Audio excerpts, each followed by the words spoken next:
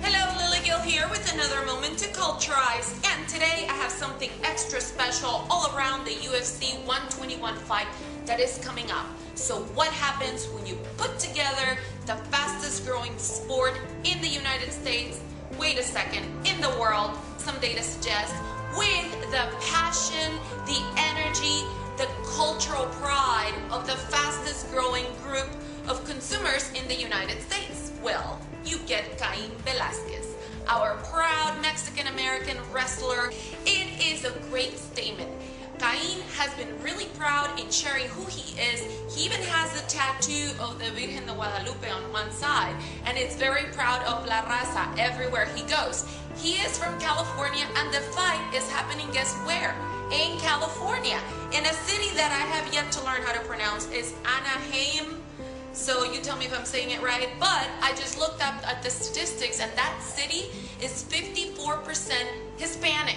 So imagine what's happening tomorrow during this fight when finally we may have the making of our own golden boy in the world of MMA.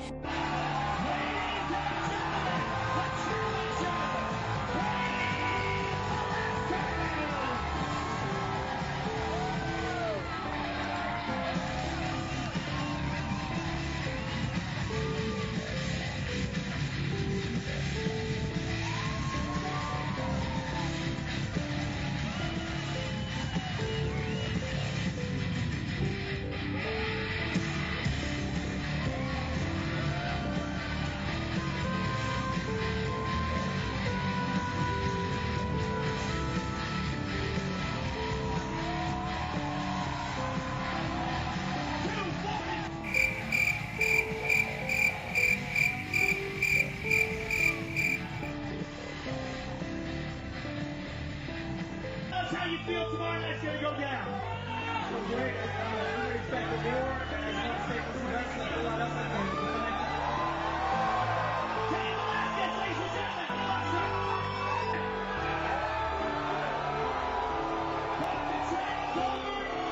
you ready to defend your title? Give us your thoughts about how tomorrow night's gonna go down. And finally, we have an ambassador for all those Latinos that are so passionate, vibrantly growing, and just cheering with pride for somebody that is representing us. Mexican pride with Cain Velasquez. What does that mean to you? I mean, for me, it's just, I'm proud to represent. I was born here in the U.S. I'm American, but my parents are from Mexico. I grew up in Yuma, Arizona. Absolutely. I could not be prouder of you. I love your brown pride tattoo that you have. You're gonna make a great champ. Hey, so when you fight next time, I'm gonna go to your fights, man.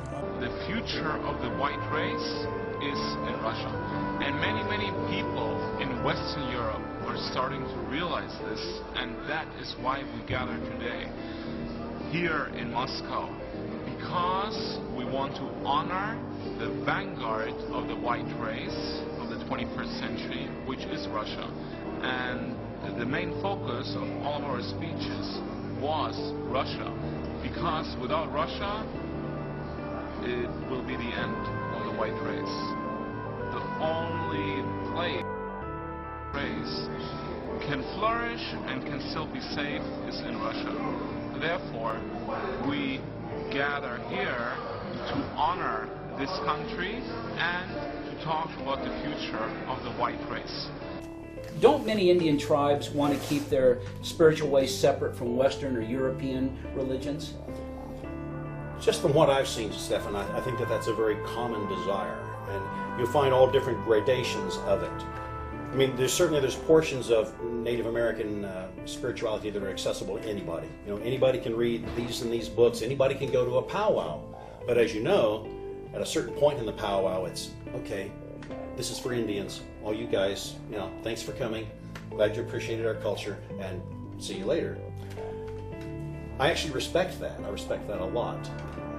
Some of the more radical factions have issued declarations like the Lakota Declaration of Sioux, resistance against exploitation of native beliefs, something to that effect. So there's all sorts of gradations of this, but yes, they want to keep their ways of their people because it's their ancestral heritage. It was back in 1973.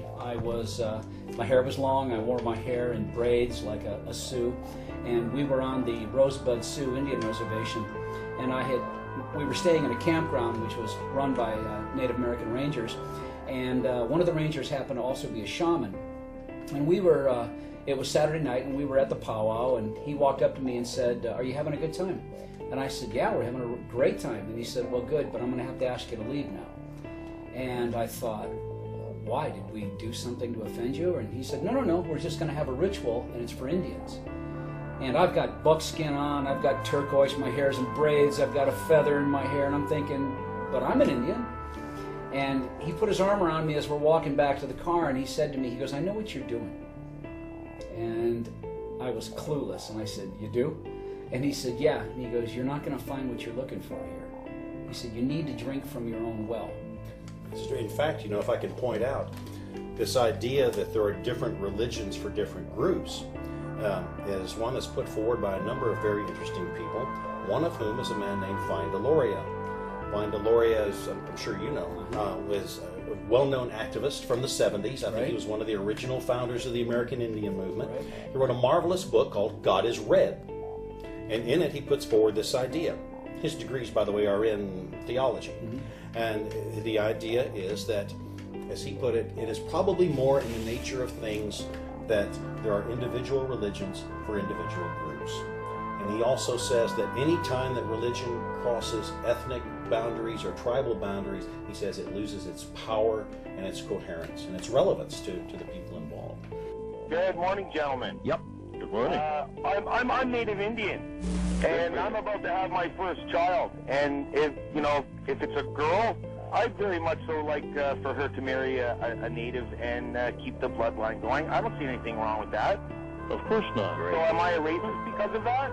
If you look at Canada, the Mohawk Indians have a policy. If you're non-Mohawk, and you try and move onto the reservation there in Canada, they'll kick you off of it. If you're a Mohawk and you marry a non-Mohawk Indian, if you marry a white Canadian, you lose your right to live on the reservation. And the Canadian Human Rights Tribunal said they have the right to do that because they have the right to protect and preserve their community. Secondly, if you're Japanese and you say, well, we like our neighborhood being Japanese and we like the local school being almost all Japanese or completely Japanese, not only is that not discouraged, it's encouraged in that society. They have a society that preserves their racial makeup and their ethnic makeup and their culture. During the Olympics, they said, well, we don't want any blacks or Mongolians going into the bars or the restaurants around the Olympic Stadium because they'll give a bad image of China. And you can think about, you can debate about that statement all you want, but the fact is they had the right to do that. When Lo Jing stepped into the national spotlight on a Chinese reality show called Go Oriental Angel, she got attention not necessarily because of her talent, but because of how she looked. Hosts fondly called her Chocolate Girl and Black Pearl. The Chinese media fixated on her skin color. Angry netizens vented online, saying she never should have been born and telling her to get out of China, sparking a bitter debate about race. Bahrain, the largest political party in Bahrain, represents something like 60% of the population. They're a big Shia Islamic party. The large Shia Islamic party, they support official, de jure segregation of the Southeast Asian population from the Arabs because, to quote them, they say when Asians move in, that is East Asians, Orientals, yellow people, whatever you want to call them, whenever they move into an area, they make it dirty. And they needed segregation to keep these people away from good, clean Arab women and children. And that was their official position, and there's no sanctions being put on Bahrain because of that. African American women are front and center in a debate tonight about race and abortion, prompted by dozens of billboards looming over several neighborhoods in Atlanta. Steve Osinsami tells us about a debate stretching back through history. In the heart of black neighborhoods across Atlanta, these are the billboards causing the trouble. The message is simple, that black children are an endangered species because of too many abortions in the black community. Would you like to make it clear that, in the round, in general, West Indian mums are no better or no worse than white mums and Anglo-Asian mums and so on? Andrew, I've got nothing more to say. You don't want to make that clear? Andrew, I've got nothing more to say. So you still think West Indian mums I've got are the best? nothing more to say. Okay. I want to know where white people come from. The migration story, which I'm skeptical because I'm thinking, okay, how can you travel from Africa, migrate, and then get stuck in an ice age? How can you devolve or devolute, if that is a word? How can you be, how can you go backwards in evolution? Black people's cottage industry is racism. See, black people don't own banks. They're not great at medicine. They're not great at technology. They're not great at engineering. They're not great at math and science. Black people are great at using racism as a cottage industry. Black people make their money the way Jews make their money from banking. Black people make their money by saying racism. Article, Michael Jackson is sitting on top of the world, but now I think it might as well just call it Michael Jackson can sit on top of the world just as long as he doesn't sit in the Beverly Palm Hotel because there's no niggas allowed in there. What's this? $500 chip, sir. You gave me $500 chips because I'm black?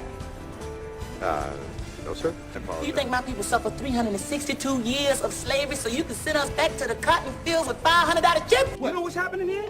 This is just another example of the white man taking all the best catchphrases and then giving them to Arnold. Exactly. Exactly. Thank you. Y'all see that shit? What? I'm sitting in the middle and she poured my beer first. So, don't you see it? It's because I'm black.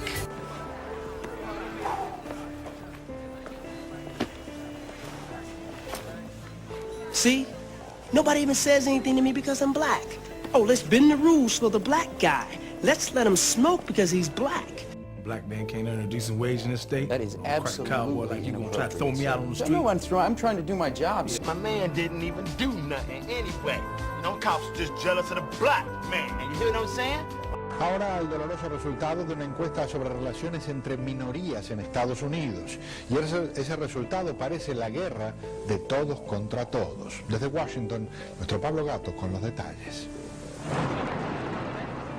Las relaciones entre afroamericanos, asiáticos e hispanos son de abierta desconfianza y hay una gran tensión entre ellos, dice un nuevo estudio. Un gran porcentaje de latinos, negros y asiáticos no tienen amigos de los otros grupos, no van a la iglesia con miembros de los otros grupos, no han ido a la escuela con miembros de los otros grupos, trabajan con los miembros de otros grupos, entonces no se conocen. 44% de los hispanos y 47% de los asiáticos tienen miedo de los afroamericanos y los culpan de la mayoría de la delincuencia. De delincuencia, sí, de delincuencia. ¿Está de acuerdo en eso? Sí, yo estoy de acuerdo. Y es verdad. Por otro lado, hispanos y afroamericanos tienen resentimiento contra los asiáticos. 46% de los hispanos y 52% de los afroamericanos dicen que los empleadores asiáticos no los tratan con respeto y los explotan. 12 horas de trabajo por 215 o 220 la semana. Eso fue lo que yo vi. Se muestra resentido con los hispanos porque acumulan poder político y creen que les quitan trabajos. Nosotros no estamos quitándole el trabajo a nadie. Hemos venido a trabajar. Ellos no quieren trabajar. Son personas que prefieren que el gobierno les ayuda. A nosotros nadie nos ayuda. Los tres grupos dicen que confían más en los blancos no hispanos que en cualquier otro grupo étnico que no sea el suyo. Michael Nazir Ali says the effect of multiculturalism has been to turn already separate communities into no-go areas. And those of a different faith or race may find it difficult to live or work there because of hostility to them. What diversity causes does cause some problems because you're always going to get people that don't like each other. And we see some of that happening here in our community. Because they can't imagine that for themselves, they also can't imagine that others behave that way. But this is a failure of imagination.